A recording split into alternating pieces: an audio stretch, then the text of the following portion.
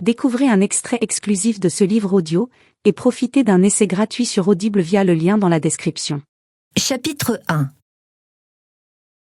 Joséphine ignorait si elle devait rire ou pleurer ou simplement quitter la pièce.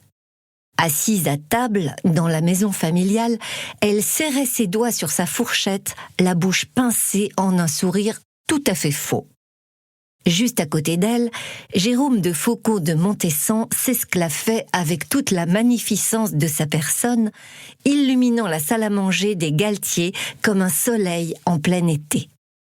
Et bien sûr, le médecin rayonnait tout autant, sans doute parce que Madame de Lenoncourt était installée non loin de lui et que sa moustache blonde en frémissait de contentement. Bien entendu, j'ai dit à la baronne que je ne pouvais accepter, continua le mousquetaire, tout à sa bonne plaisanterie. Elle est devenue aussi rouge que la rose sur son corsage et a fait demi-tour. Monsieur Galtier s'essuya la bouche sur sa serviette, étouffant par la même occasion le fou rire qui le secouait. Compatissante et un peu embarrassée pour lui, Madame de Lenoncourt lui tapota la main, non sans jeter à Joséphine un coup d'œil comique. Monsieur de Chassenay, qui semblait faire partie des meubles depuis l'officialisation de ses fiançailles avec Louise, pouffa avec une élégance magnifique.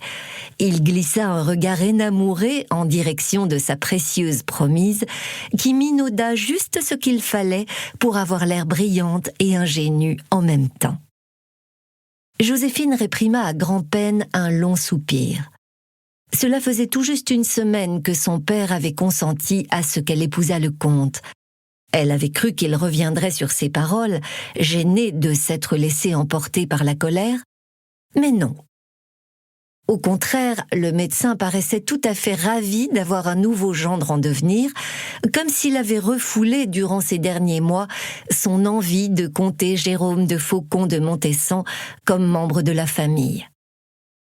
Bien sûr, on pouvait difficilement concevoir meilleur parti pour la cadette des Galtier. Noble, issue d'un lignage qui faisait remonter son nom aux croisades, riche, sous-lieutenant de la 2e compagnie des mousquetaires du roi, très séduisant, l'esprit vif, charmant et spirituel, le gentilhomme avait tout pour lui. Joséphine aurait dû être fiancée à un simple homme de science comme son père, mais elle se retrouvait liée à un homme qu'elle avait toujours pensé détester. Était-ce encore le cas à présent? Non, bien entendu.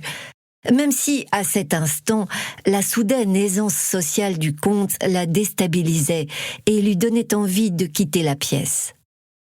Non loin d'elle, Louise lui donna un léger coup de coude.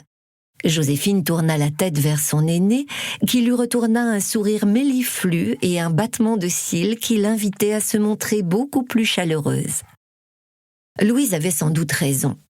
Elle aurait dû oublier ses réticences et plaisanter, elle aussi, rire aux bons mots du mousquetaire, mais elle peinait à s'y astreindre.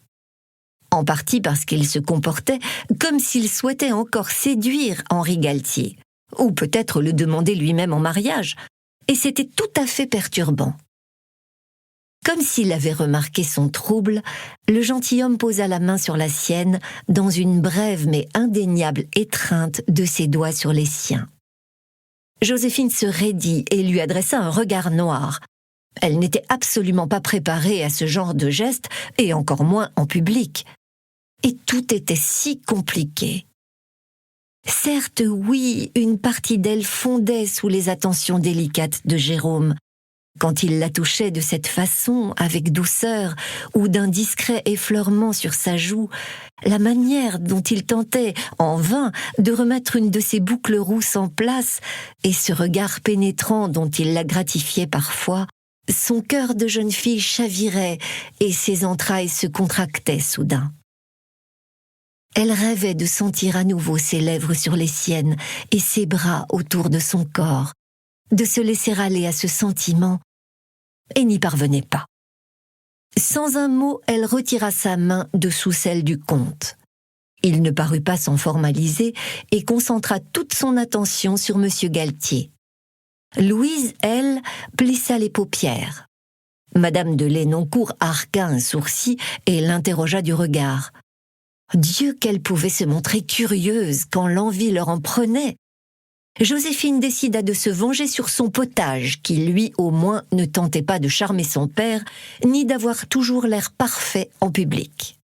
« Vous paraissez de bien sombre humeur », remarqua Madame de Lenoncourt, lorsqu'un peu plus tard les messieurs se furent retirés dans le bureau d'Henri Galtier et que les dames profitaient du calme du salon. « Que se passe-t-il donc ? Enquêteriez-vous en ce moment sur un nouveau meurtre qui occuperait toutes vos pensées ? » « Justement non, et c'est sans doute le problème, » intervint Louise avec un haussement d'épaule. « Jo s'ennuie et juge bon de nous gratifier de sa morosité. » Elle se pencha vers sa cadette assise dans un fauteuil avec un air si menaçant que Joséphine elle-même en fut effrayée. « Tu pourrais consentir à un petit effort. Monsieur de Faucon de Montessan ne va pas tarder à rompre vos fiançailles si tu ne te montres pas un peu plus enthousiaste à l'idée de l'épouser. »« Quelle fiançailles ?» répliqua Joséphine, agacée. « Comment cela, quelle fiançailles ?» s'indigna Louise. « Papa a donné son accord, mais pas les parents de monsieur le comte. » Malgré son exaspération, Joséphine ne parvenait même pas à oublier le respect qu'elle devait toujours au gentilhomme et à son titre. Lui, en revanche, n'hésitait jamais à l'appeler par son prénom lorsqu'il se retrouvait seul, au mépris de toutes les convenances. Madame de Lenoncourt parut soudain saisir ce qui tourmentait sa protégée.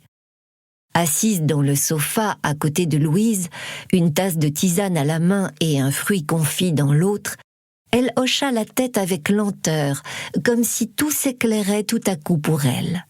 « C'est donc cela qui vous tracasse, ma chère, l'accord des parents de Jérôme. » Elle aussi se moquait bien de ces histoires de bienséance.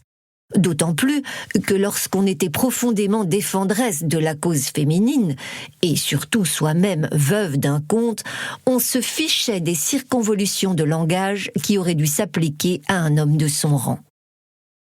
Cette fois, Louise se mordit un peu la lèvre et Joséphine lui sut gré de ne pas tempêter comme elle l'avait déjà fait au cours des derniers jours.